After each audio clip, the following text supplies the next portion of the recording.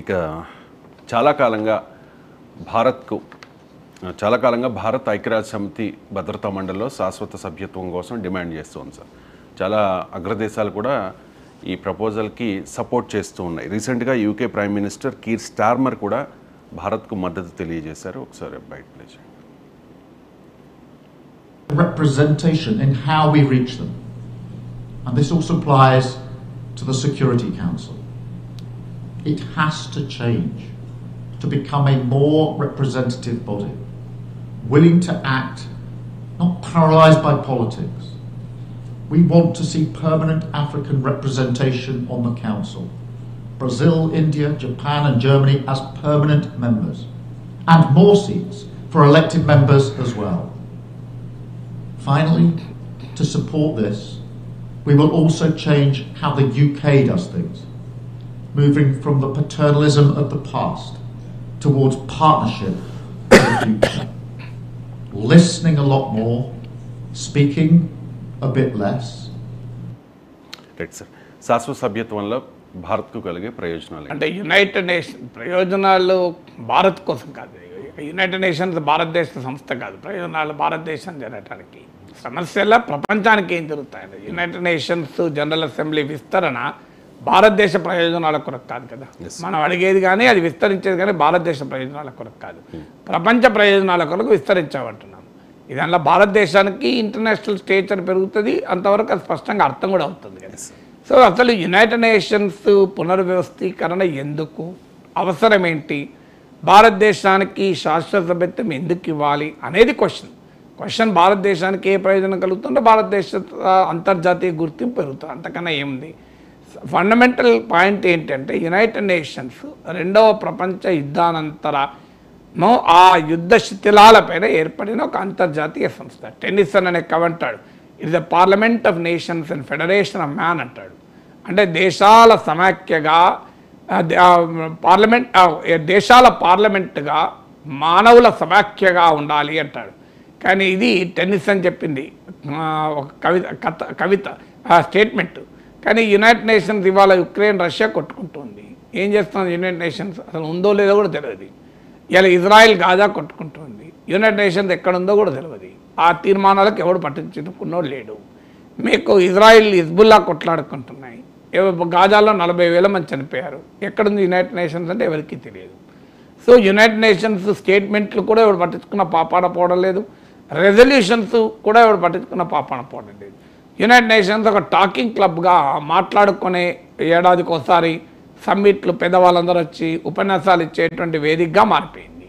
So ఇలా ఎందుకు మారింది అంటే యునైటెడ్ నేషన్స్ ఏర్పాటైన జియోపొలిటికల్ కాంటెక్స్ట్ వేరు, ఇప్పుడున్న జియోపొలిటికల్ కాంటెక్స్ట్ వేరు.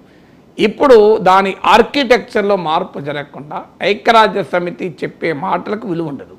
ఏంటి ఆర్కిటెక్చర్ లోపం? మొదటి లోపం దీని సెక్యూరిటీ కౌన్సిల్ భద్రతా మండలిలో 5 పర్మనెంట్ దేశాలు ఉంటాయి. ఇప్పుడు ఉన్నవి America, Russia, China, France, UK. So ఈ అంటే హెవీలీ యూరోపియన్ బయాస్. మీకు ఫ్రాన్స్, యూకే, రష్యా 3 కూడా యూరోపియన్ దేశాలు. ఆసియా నుంచి ఒక చైనా, అమెరికా ఒకటి.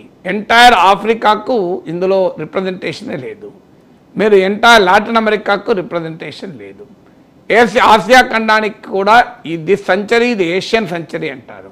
ఇవాళ China, Japan, India, south Korea ఇవాళ ఏషియన్ కంట్రీస్ వరల్డ్ ఎకానమీని ఇవాళ శాసిస్తున్నాయి. అలాంటి ఏషియన్ ఎకానమీస్కు ఇందులో అసలు ఏషియన్ కంట్రీస్ కాంటినెంట్కు సరైనటువంటి భాగస్వామ్యం లేదు. యూరప్ ఏమో డికేడెంట్ కాంటినెంట్, అంటే దెబ్బతింటున్న ఫేడ్ అవుతున్న కాంటినెంట్ అది. ఆ కాంటినెంట్కేమో 3 భద్రతా మండలిలో సభ్యులు ఉన్నారు. అలా అంటప్పుడు ఎవరు ఒప్పుకుంటారు? మీరు ఒక బలమైన వాళ్లకు ప్రాతినిధ్యం లేకుండా ఉంటే దాన్ని ఎవరైనా వింటారా? మీరు ఇప్పుడు ఒక కాలనీ ఉంది, ఆ కాలనీలో ఒక డీసీపీ ర్యాంక్, ఒక ఐపీఎస్ ర్యాంక్ ఆఫీసర్ ఉన్నాడు, అదే కాలనీలో ఒక ఎమ్మెల్యే ఉన్నాడు, ఒక పెద్ద వ్యాపారవేత్త ఉన్నాడు, ఓ ప్రఖ్యాత డాక్టర్ ఉన్నాడు, ఓ ప్రఖ్యాత బిల్డర్ ఉన్నాడు. మీరు అందులో ఒక చిన్నవాడిని, ఓ బలహీనుని తీసుకొచ్చి మీరు కాలనీ అసోసియేషన్ ప్రెసిడెంట్ అన్నామనుకోండి, వీళ్ళంతా వింటారా? సో అసోసియేషన్ ప్రెసిడెంట్ కూడా ఎవరు ఉండాలి?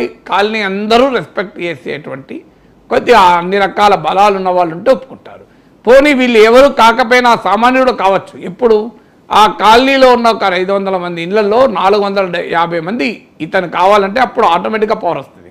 నువ్వు బయట ఎమ్మెల్యే కావచ్చు, డాక్టర్ కావచ్చు, లాయర్ కావచ్చు, నువ్వు ఏదైనా కావచ్చు, కానీ ప్రజలు అందరి మద్దతు ఉంటే ఆటోమేటిక్గా బలం వస్తుంది. అదన్నా ఉండాలి.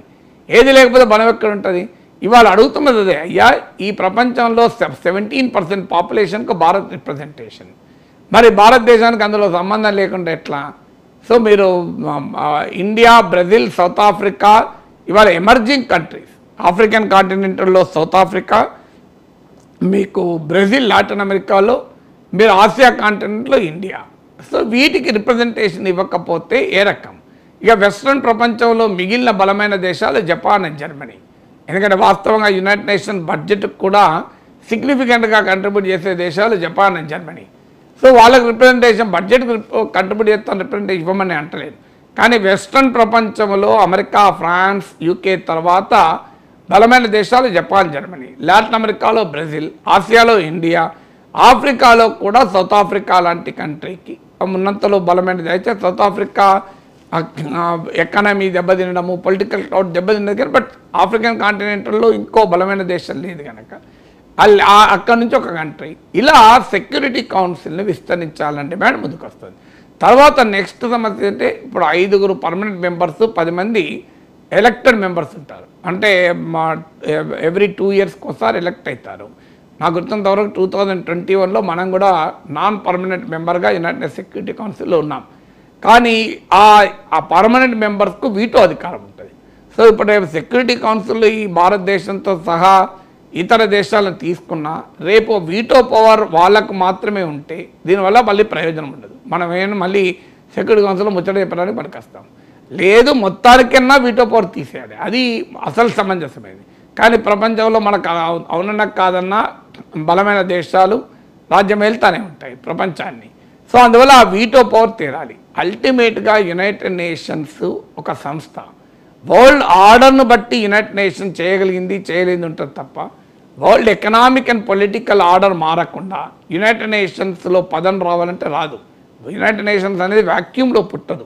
United Nations is a function of జియోపాలిటిక్స్లో ఇవాళ కొన్ని దేశాల అగ్రరాజ్యాల ఆధిపత్యం ఉన్న సమయంలో యునైటెడ్ నేషన్ చేయగలిగింది ఏముంటుంది? అందువల్ల దీనికి పరిష్కారం ఏంటంటే ఒక మల్టీపోలారిటీ వైపు, అంటే ప్రపంచాన్ని ఒక బహుళధ్రువ ప్రపంచం వైపుగా వరల్డ్ ఎకనామిక్ అండ్ పొలిటికల్ ఆర్డర్ను రీస్ట్రక్చర్ చేయడం వల్ల మాత్రమే యునైటెడ్ నేషన్స్కు నిజమైన బలం వస్తుంది. అట్లీస్ట్ అప్పటిదాకా మారిన ప్రపంచానికి ప్రాతినిధ్యం ఉండాలి అనే యాంగిల్లో సెక్యూరిటీ కౌన్సిల్ విస్తరించాలంటే యూకే ప్రైమ్ మినిస్టరే కాదు, ఈవెన్ అమెరికా అధ్యక్షుడు గతంలో తడపడాయింపున్న అమెరికా కూడా ప్రకటించింది, ఫ్రాన్స్ అధ్యక్షుడు మ్యాక్రాన్ ప్రకటించాడు. సో అందువల్ల భారతదేశం శాశ్వత సభ్యత్వం అనే డిమాండ్కు చాలా కాలంగా వస్తుంది. అయితే ఇండియా ఒకటే కాదు, మీరు మా యునైటెడ్ నేషన్స్ సెక్యూరిటీ కౌన్సిల్ను సమగ్రంగా విస్తరించినప్పుడు మాత్రమే దాని ప్రయోజనం దక్కుతుంది. అప్పటిదాకా మన దేశం ఒక్కటే అడిగినా కూడా ఈ బలమైన దేశాలు ఒప్పుకోవు. ఇండియా డిజర్వ్స్ ఇట్, అందులో అనుమానం ఏం లేదు.